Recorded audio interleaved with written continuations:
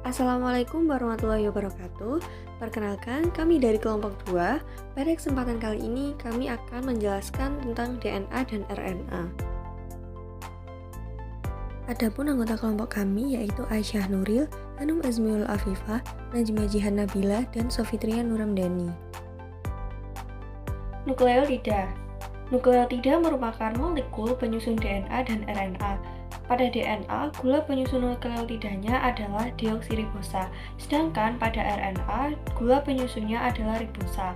Saat pembentukan DNA, nukleotida ini akan disambung satu demi satu untuk membentuk DNA yang panjang. Urutan basa nitrogen yang dibawa nukleotida ini yang menentukan informasi genetik yang dibawa oleh DNA nantinya. Baik, di sini saya akan menjelaskan mengenai DNA. Pertama, saya akan menjelaskan mengenai pengertian dari DNA.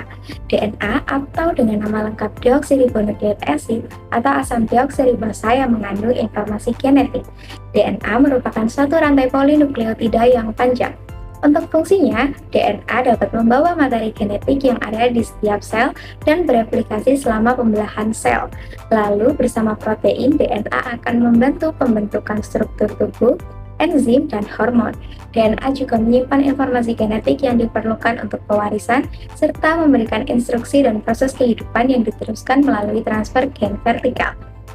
Lalu untuk komponennya, DNA mengandung gula pentosa atau deoksiribosa, basa nitrogen yang terdiri dari golongan purin atau adenin yang dilambangkan dengan huruf A, dan guanin yang dilambangkan dengan huruf G, serta golongan pirimidin yaitu sitosin yang dilambangkan dengan huruf C dan timin yang dilambangkan dengan huruf T. Serta DNA juga mengandung gugus fosfat. Lalu untuk bentuknya, DNA berbentuk rantai panjang, ganda, dan berpilin atau double helix. Dan untuk letaknya, DNA terletak di dalam nukleus, kloroplas, serta mitokondria. RNA merupakan singkatan dari ribonukleik acid atau asam ribonukleat. RNA ini merupakan satu dari 3 makromolekul utama. Makronya itu ada DNA, RNA, dan protein. Jadi RNA ini merupakan salah satu dari ketiga makromolekul itu yang bertindak penting dalam segala bentuk kehidupan. RNA ini tuh berstruktur tunggal, berbeda sama DNA yang double. Ada pada gambar yang sebelah kiri, itu adalah bentuk RNA yang berstruktur tunggal atau berdiri sendiri gitu, nggak ada pasangannya. RNA ini bagian sel dengan banyak fungsi, salah satunya itu berperan sebagai pembawa informasi genetik dan menerjemahkannya dalam sintesis berbagai macam protein. Jadi kadarnya tuh bisa berubah-ubah tergantung sama kecepatan dari sintesis protein tersebut. Sama seperti DNA sih, RNA juga tuh punya beberapa macam. Ada yang namanya transfer RNA atau disingkat dari tRNA, terus ada yang namanya RNA ribosom atau disingkat dengan R kecil, RNA yang besar. Dan ada yang namanya pembawa pesan atau messenger ya, pembawa pesan atau messenger yang disingkat sebagai mRNA. Terus gula yang dimiliki oleh RNA ini adalah ribosa. Terus basa nitrogen yang dimiliki oleh RNA ini ada adenin, guanin, sitosin, dan urasil. Biar kalian gampang ingatnya ya, apa aja sih basa nitrogen yang ada pada RNA tuh? Kalian tinggal hafal aja, ade gua si ura. Ade untuk adenin, gua untuk guanin, si untuk sitosil, dan ura atau untuk urasil. Terus RNA ini juga itu terdapat di ribosom, nukleus, dan sitoplasma. Jadi tinggal gampangnya itu kalian ingat aja kepanjangan dari RNA kan ribonukleat kan.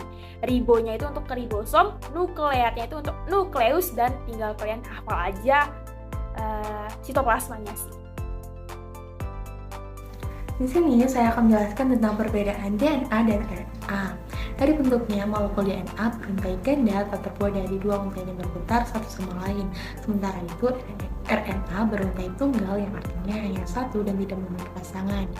Dan perbedaan fungsinya, DNA berfungsi untuk menyimpan dan menggunakan informasi genetik yang khas, sedangkan RNA pada tubuh manusia umumnya berfungsi sebagai pembawa dan penerjemah kode genetik untuk pembentukan sintesis protein dalam sel. Dan perbedaan lokasinya, sebagian besar DNA berada dalam inti sel atau nukleus dan tersusun sedemikian rupa menjadi struktur padat. Sementara itu, RNA dalam sel bisa ditemukan pada lokasi yang berbeda tergantung pada jenisnya, umumnya ditemukan di nukleus, sitoplasma, dan ribosom. Untuk perbedaan strukturnya, struktur DNA adalah helix ganda bentuk min B, yakni dua buah molekul beruntai yang terdiri dari rantai panjang nukleotida. Sebaliknya, struktur RNA umumnya memiliki bentuk helix tunggal bentuk min A yang terdiri dari rantai nukleotida yang lebih pendek. Untuk perbedaan komposisi gulanya, DNA mengandung gula deoksiribosa, sementara RNA mengandung gula ribosa.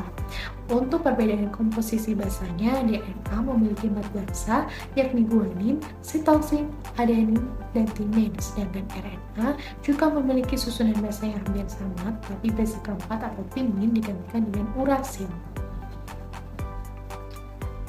Perbedaan perkembangannya, salah satu kemampuan unik yang dimiliki oleh DNA yakni memperbanyak diri atau replikasi dengan bantuan enzim polimerase DNA, sedangkan RNA tidak bisa melakukan proses replikasi.